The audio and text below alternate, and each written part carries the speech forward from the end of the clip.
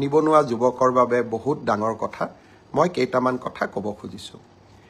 ADRE আৰু বিভিন্ন পৰীক্ষাৰ ৰিজাল্ট আৰু নিযুক্তি পত্ৰ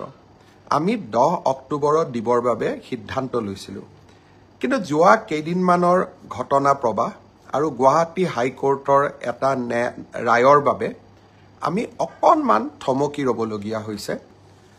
মই আপোনালোকক আজি কোন পৰীক্ষাৰ কোন দিনাখন আমি ৰিজাল্ট এনাউন্স কৰিম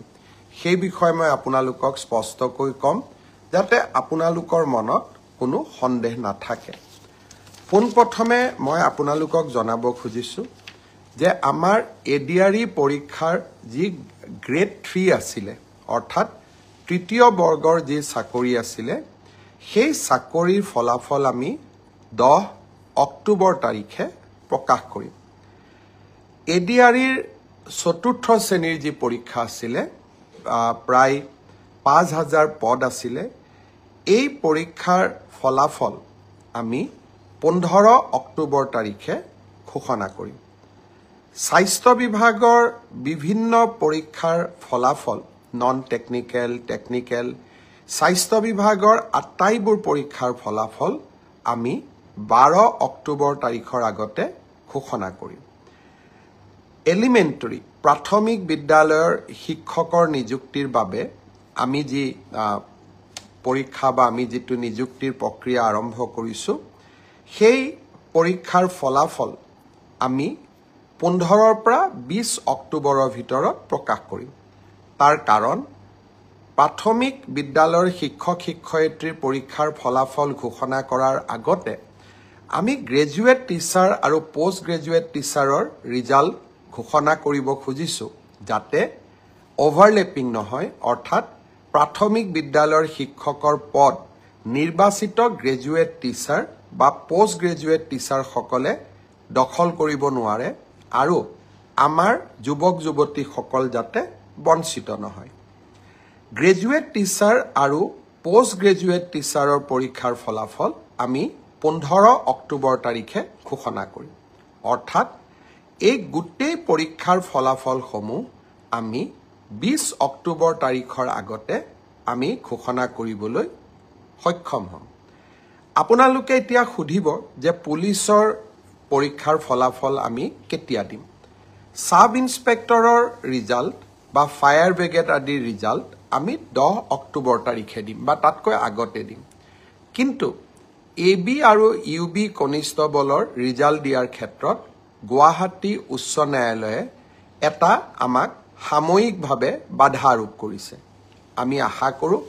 সেই বাধা আৰোপ অতিক্ৰম কৰি অৰ্থাৎ উচ্চ ন্যায়ালয়ক সন্তুষ্ট কৰি আমি এই মাহৰ ভিতৰতে পুলিচৰো এবি আৰু ইউবি কনিষ্টবলৰ ৰিজাল্ট ঘোষণা কৰিব পাৰিম এই গোটেই ৰিজাল্টৰ ফলাফলৰ লিষ্টখন দেখিলে আপোনালোকে ইতিমধ্যে গম পাইছে যে আমি 20 অক্টোবৰলৈকে যাবলগীয়া হৈছে কিন্তু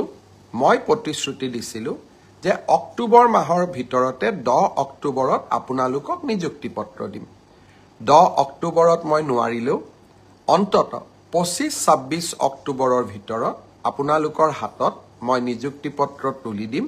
কাৰণ পৰীক্ষাৰ ফলাফল ঘোষণা কৰাৰ পিছতো আমি বিভাগলৈকে কাক কোন বিভাগত দিম ৰেণ্ডমাইজেশ্যন কৰিব লাগে আৰু তাৰ পিছত বিভাগসমূহেও আপোনালোকৰ পোষ্টিং অৰ্ডাৰ উলিয়াব লাগে সেই কাৰণে অক্টোবৰ মাহৰ ভিতৰতে আপোনালোকৰ নিযুক্তি হ'ব কিন্তু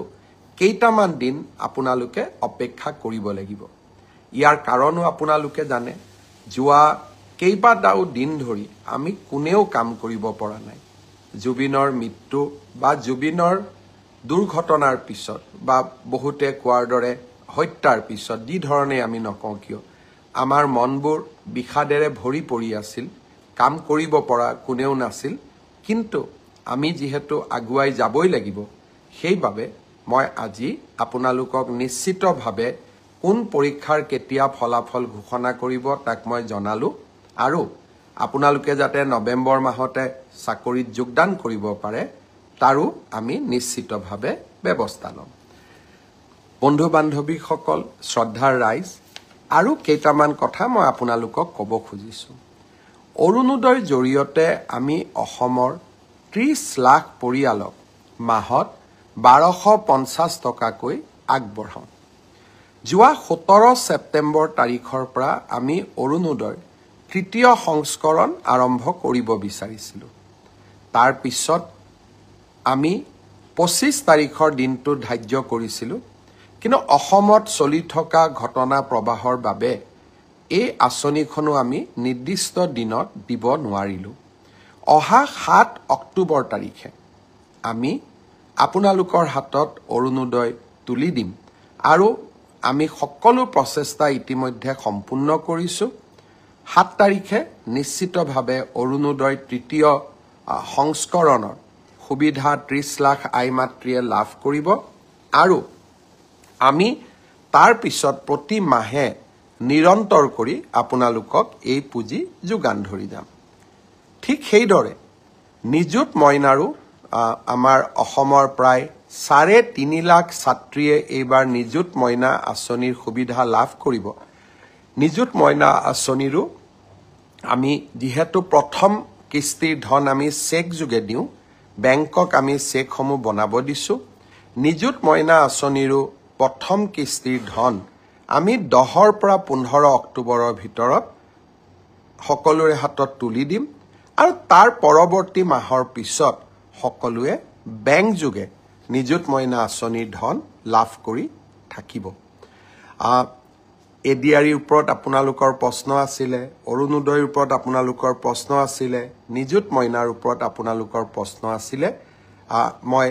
চেষ্টা কৰিছিলোঁ যাতে আজি ফেচবুক লাইভৰ জৰিয়তে গোটেইখিনি উত্তৰ দিব পাৰোঁ। শ্ৰদ্ধা ৰাইজ, যোৱাকালি BTCৰ নিৰ্বাচন সম্পূৰ্ণ হ'ল। এয়া প্ৰথমবাৰৰ বাবে বড়োভূমিত নিৰ্বাচন অনুষ্ঠিত হ'ল, যি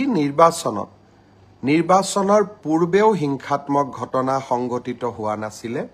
নিৰ্বাচনৰ সময়তো হিংসাত্মক ঘটনা সংঘটিত নাই হোৱা আৰু নিৰ্বাচনৰ ফলাফল দিয়াৰ পিছতো সকলো পক্ষই ক্ৰীড়া সুলভ মনোভাৱেৰে পৰীক্ষাৰ ফলাফল যেনেকৈ আমি গ্ৰহণ কৰোঁ, নিৰ্বাচনৰ ফলাফলো তেনেকৈ আমি গ্ৰহণ কৰিছোঁ।